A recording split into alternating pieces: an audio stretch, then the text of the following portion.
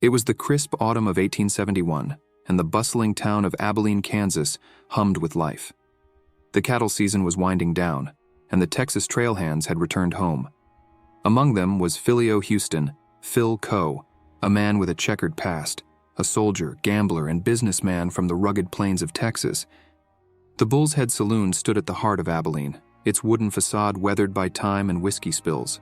Coe, with his dark eyes and a scar etched across his cheek, had become the proprietor of this raucous establishment. His business partner was none other than the notorious gunfighter Ben Thompson. Together, they ruled the saloon, serving drinks to cowboys, miners, and drifters alike. But tensions simmered beneath the surface.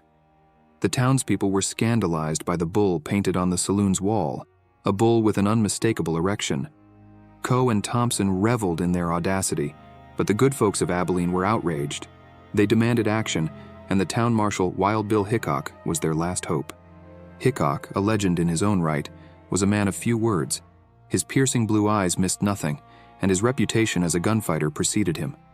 Coe, on the other hand, took an immediate dislike to the marshal. Perhaps it was the way Hickok carried himself, the quiet confidence, the air of authority. Or maybe it was something deeper, a primal clash of egos between two men who knew the taste of gun smoke. On that fateful evening of October 5th, 1871, the Bull's Head Saloon overflowed with drunken cowboys. The Dickinson County Fair had been canceled due to bad weather, leaving the Texas trailhands with nothing to do but drink. Coe, fueled by whiskey and bravado, swaggered through the saloons, his laughter echoing off the walls.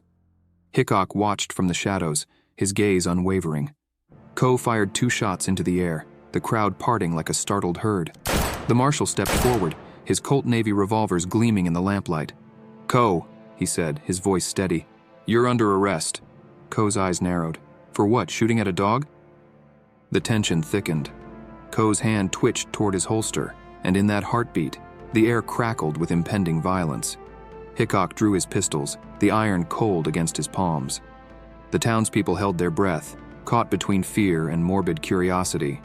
Coe's gun swung toward Hickok, but the marshal was faster. 2 shots rang out, one hit the sidewalk, and the other pierced Coe's stomach. The saloon fell silent, the kerosene lamps casting harsh light on the fallen gambler. Coe's lifeblood seeped into the dirt, staining it crimson. As Coe gasped his last breath, a figure emerged from the shadows, a pistol-wielding stranger, his face obscured, and he vanished into the night. The Bull's Head Saloon would never be the same. The bull on the wall was painted over, but the memory lingered, a testament to the clash of egos, the dance of death, and the legacy of Phil Coe.